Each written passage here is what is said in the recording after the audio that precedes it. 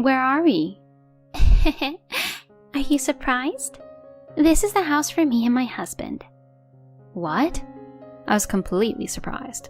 To be honest, the house was too luxurious that it didn't suit my in-laws. Well, my in-laws are free to define their own happiness however they want, so I can't really say anything about it. I'm happy for you. I'm glad you two get to enjoy life like this. Yes, I'm really happy. Now then, Sasha, let's get down to business. I'm counting on you to pay the loan. Huh? What on earth are you talking about? Because you're paid well, right? Then you can at least pay the loan, right? There's no way I'm going to pay that. Why not? If you thought of us, you would pay it. Wouldn't you? No, I'm sorry, but this doesn't make any sense at all. How much is the loan anyways? It's a 15-year loan, $2,000 per month. Excuse me? That's even more impossible. This is just unacceptable. What in the world are my parents-in-law thinking? It is unbelievable of them to try to collect that much money from me. My name is Sasha. I'm 30 years old and I work at an international company. When I was a student, I studied hard and was able to go to a prestigious, well-known university. And because of that, I was blessed with a job and was able to work for a major foreign affiliated company. After that, I spent very busy days at work. My work-centered life seemed to suit me very well, and I worked hard and achieved results. Although I was leading a fulfilling life in this way, it was also true that I was feeling somewhat lonely. That is when I met Paul, who later became my husband. My encounter with Paul was a little unusual. We met in an elevator in an office building. I was just on my way to the floor where my client's company was located. Then trouble happened, and the elevator stopped. It was me and Paul who were trapped alone in the elevator. I had never experienced anything like this before, so I panicked a lot. I talked to the button on the elevator to call the rescue team, and they said it would take 30 minutes for them to arrive. Oh, what should I do? I'll be late for my meeting. There's no signal, so I can't call them. Paul, who was in the elevator with me, laughed as I mumbled this. No, I'm sure you'll be fine. Because if you're heading to the office in this building, everyone must know that the elevator stopped, and no one would blame you for being late because of being stuck in the elevator. You're right. I am the type of person who doesn't feel comfortable unless everything is perfect, and I have a strong feeling that I should not be rude to others. That's why I was surprisingly weak in situations like this. Paul calmly assessed the situation and calmed me down a little, but my anxiety and worry did not completely disappear. Then, perhaps seeing my state of mind, Paul suddenly started talking to me like this. Do you believe in fortune telling? What? Why are you asking me this all of a sudden? Fortune telling? For example, if today's fortune was bad and the situation is like now, do you think that the fortune telling was right? Well, I guess so. Then, when your fortune is good and something good happens to you, for example, you get a promotion or a business deal, do you think it is because your fortune was good?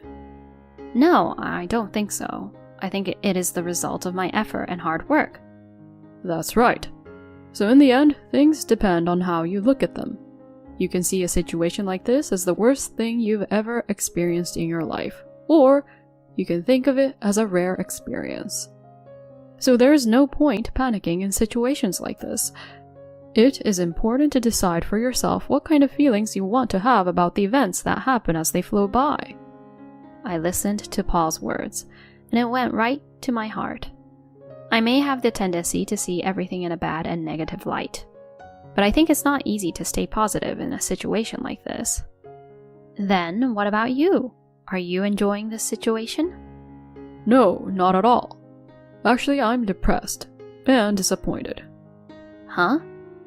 I'm supposed to go to a business meeting today that decides the company's future, but it's in an office in a different building.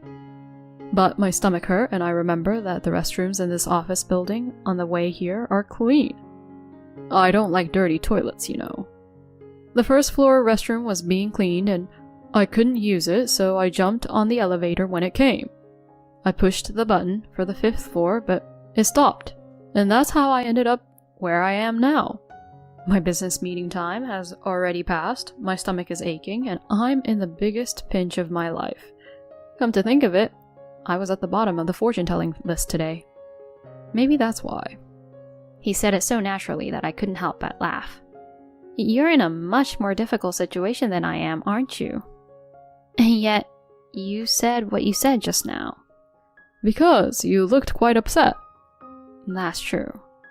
I was wondering why you were so relaxed. Well, I'm glad that you were able to relax, even for a bit. Now is the time for you to exercise your positive thinking, isn't it? No.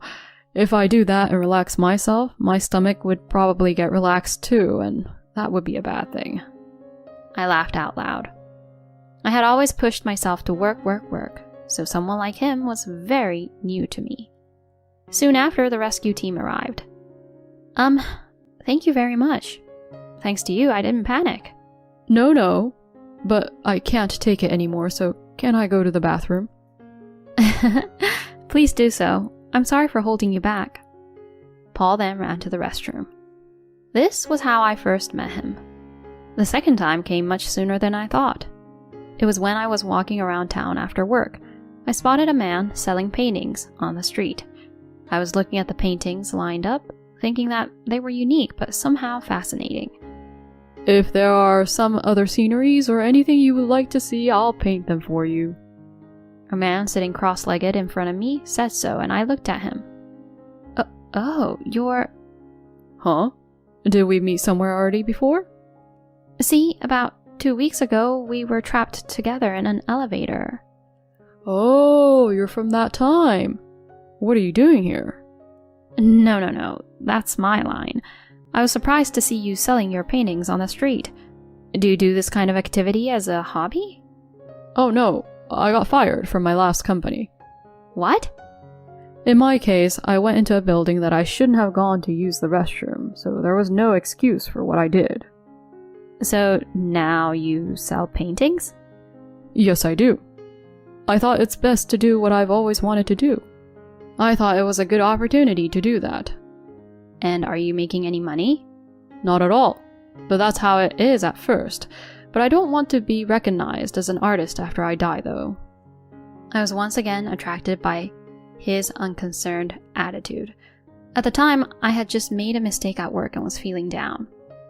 Then, please give me this $30 painting. What? Really? Thank you very much. It was so cute to see Paul so happy like that. After that, I started seeing him and asked him out to dinner. Then I confessed my feelings for him and we started to go out. He had already canceled his lease and was moving from one friend's house to another, so I invited him to my house to live with me. He was a very good cook and did perfect housework, allowing me to concentrate on my work to the best of my ability. Apparently, the fact that he was able to move from one friend's house to another was rather useful because he was doing housework at a housekeeper's level. He was really easy to live with because he usually had a laid-back personality that really helped me relax as well. I didn't want to let him go, so I proposed to him, which I never thought I would do. He was surprised, but when I told him how I felt, he accepted my proposal. We got married and had a happy family, but there was one problem. And that was my husband's parents, Lily and Jason. Both of them didn't bully me or anything, but they were surprisingly greedy. Hey, Sasha, I want this brand bag. I want this motorcycle. What? But I don't know what to say. Huh? Because you work for a major international company. Of course, you'd gift your parents these kind of things, right? No. Why should I even gift you these things? We're the parents. It's a child's duty to gift these things to the parents to show how grateful you are to us. No, I'm just your son's wife. You also become our child when you get married to our son. Don't be stingy, just buy them. But we gave you gifts for Mother's Day and Father's Day last time, didn't we? I don't care when or how many gifts you give. You can give gifts anytime you want, right? No, my savings are decreasing too, so... It will be fine. Sasha, you earn enough money anyway. There were many times when Lily and Jason persistently made requests like this, and I ended up buying them their gifts. I was indeed troubled, but I also wanted to get along with them because they were my husband's parents. so I couldn't really talk to my husband about it. Then one day my parents-in-law did something outrageous. Sasha, I want to show you something today. Huh? What is it? That's something you'll have to wait and see. With that, my in-laws took me somewhere in their car. My husband had just gone out with his friends. I was anxious to see where they were taking me. Then we stopped in front of a house in an upscale residential area. Where is this? Are you surprised? This is our new house where Jason and I will live from now on. What? I was surprised. To be honest, it is a very luxurious house that doesn't really suit my parents-in-law. I didn't think Jason and Lily would be able to afford the rent with the money they earn. Wow, you two made a bold purchase, didn't you? Yes, it was. But I'd be so happy to spend my retirement in such a nice house like this. I can brag about it to all my friends. Well, my in-laws are free to define their own happiness however they want, so I can't really say anything about it. They have always come to visit us at our apartment, so if they buy a new house for themselves, they may have less chance to come here. That might be a good thing. Then I'd have more time with my own husband. I'm happy for you two. I'm glad you two are going to enjoy your life here. Yeah, we're really happy. Well then, Sasha, let's get down to business. I'll be counting on you to pay the mortgage. Excuse me? What on earth are you talking about? Because you're paid well, right? Then you can at least pay us the mortgage, right? No. What are you talking about? There's no way I would pay such a thing. Why not? If you thought of us, you would pay it, don't you? No, this doesn't make any sense at all. How much is the loan anyway? It's a 15-year loan. $2,000 per month. What? That's even more impossible. This is just unacceptable. Wait a minute. We'll be in trouble if you don't pay up. There's no way we can afford it. I'm sorry, but that's impossible. Please, give up. Saying that, I ran and left, got a taxi and went home. What in the world were my in-laws thinking about?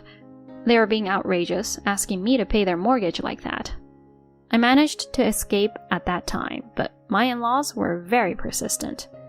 They kept calling me, sending me messages after messages, and even barging into my office. Hey, Sasha, just pay the mortgage as soon as possible. All you have to do is wire me the $2,000. Even though I refused every single time, my parents-in-law never gave up. They even came to my parents' house and asked me to convince their daughter. They were so insistent that I almost became neurotic. Then my husband seemed to notice that I was having a hard time. What's wrong? Oh, If something's bothering you, you should talk about it to me. Okay. I must have had enough. I told my husband everything. I was crying as I talked. I see. I had no idea my mom and dad did that. I'm sorry. I know they're your parents and I wanted to get close with them, but... No, I'm the one who's sorry. I didn't realize that at all. I can't believe I put you through that much trouble. Okay, I'll take care of it then. Huh? Then my husband started making a phone call to somewhere, and he was moving around in a hurry. I was really surprised to find out about the plan my husband had made. I didn't know he was that kind of person. And in no time at all, things were going according to my husband's plan. Incidentally, my in-laws were visiting the company where I worked once again to make me pay their mortgage. Please, let us talk to Sasha. Is this for a business meeting or something? We're her in-laws. We need to talk to her about something very personal. Please, contact her immediately. I'm sorry, but we don't have anyone by the name of Sasha in our company. What? Did she quit the company by any chance? I can't tell you those details because it's personal information. Let's call Sasha right now. Oh no, she's not answering. What the? What about Paul? I can't get connected to him. Oh no. The receptionist at the office told me later that she had talked to my in-laws like that. Jason and Lily were also surprised that other people were living in the house where my husband and I were living, and they came over to my parents' house to ask what was going on. My parents sent them away, saying that they would not tell them where I was, and that they would call the police if they stayed there any longer. Then there were many messages from my in-laws to me, but we continued to ignore them all. Then, a year passed. Should I contact them now? With that, my husband replied to my in-laws. Are you two okay? Then the message was immediately read, and we got a phone call from them. But Paul, where are you right now? We're in a serious situation here. You guys bought the house all on your own, didn't you? I mean, I won't forgive you for trying to make Sasha pay for your mortgage. I'm sorry about that, but I'll make it last this time, so please help us out. What's the situation now? Oh, after all that, we ended up giving up the house, but the value of the house dropped as soon as we bought it, and we're in about $200,000 debt. We've been borrowing from other consumer lenders to pay the debt. I'm at the point where I can't borrow any more money though. So please, get Sasha here as soon as possible. I mean, you guys don't even have to see us, just please transfer the money. That's enough. I'm not going to let Sasha get involved with you two anymore. I'm not going to get involved either. I only called you today to tell you that I'm cutting ties with you two. Oh no! Wait a minute. If you abandon us, then you two should repent for what you both have done. But it's already too late. See you later. With that, my husband hung up the phone and erased and blocked all of his parents' contact information. I don't know what happened to my parents-in-law, but they probably became unable to repay their debts and disappeared into the darkness. By the way, my husband and I are currently living abroad to escape from my parents-in-laws. My husband had a close friend living overseas when he was a backpacker, and he contacted his friend and asked him to arrange housing and such. I then left my job and followed my husband.